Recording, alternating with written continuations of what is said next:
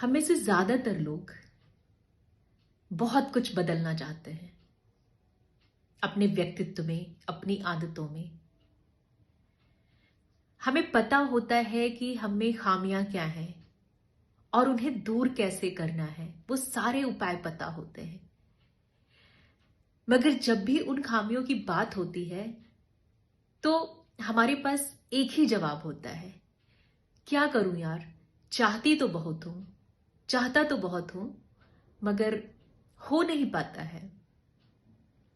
कभी आपने सोचा है कि ऐसा क्यों होता है कि हम चाहते भी हैं, हम उपाय भी जानते हैं, मगर फिर भी हम वहीं पे स्टक रहते हैं। किसी समय में मैं भी ऐसी ही थी। फिर मैंने सोचा इस बारे में कि ऐसा क्यों है, तो समझ में आया कि एक्चुअल में हम अपनी खामियों के साथ कभी बैठते ही नहीं हैं।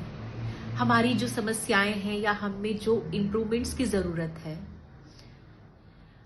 उन चीजों के साथ हम कभी अकेले में नहीं बैठते हैं, क्योंकि हमें घबराहट होती है। हम बहुत जल्दी अपने आप को डाइवर्ट कर लेते हैं, टीवी में, एंटरटेनमेंट में, इधर उधर कहीं भी। मगर हम अपनी समस्याओं के साथ, अपनी कमियों के साथ घंटों वक्त नहीं बिताते हैं, क्योंकि वो इतना डरावना होता है। आत्म साक्षात्कार, सेल्फ रिफ्लेक्शन बेहद डरावनी चीज है।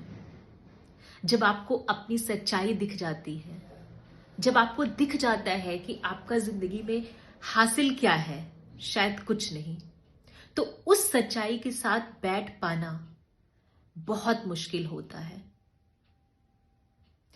मगर सच ये भी है कि जब तक आप अपनी सच्चाई की उस भयावहता के साथ बैठेंगे नहीं, तब तक आपको वो सफोकेशन नहीं महसूस होगा, तब तक आपका दम नहीं घुटेगा अपने उस यथार्थ से, और तब तक आप कभी कोई स्टेप नहीं ले पाएंगे, कभी कोई कदम नहीं उठा पाएंगे खुद में सुधार की तरफ, अपनी सिचुएशन को बदलने की तरफ। तो अब कभी जिंदगी में अगर कुछ कमी महसूस हो रही है, कहीं महसूस हो रहा है कि अगर लग रहा है कि आपकी जिंदगी व्यर्थ है, तो रिफ्लेक्ट करो बैठ के, उसको महसूस करो घंटों, और समझो कि क्यों व्यर्थ है और किस हद तक व्यर्थ है, या कोई भी जो आपके अंदर कमी है उसका एक्सट्रीम क्या हो सकता है। क्योंकि आप जो भी बदलना चाहते हो वो असल में बदल तभी पाओगे जब भीतर से आप बहुत ज्यादा अनकंफर्टेबल हो जाओगे अपने उस यथार्थ के साथ।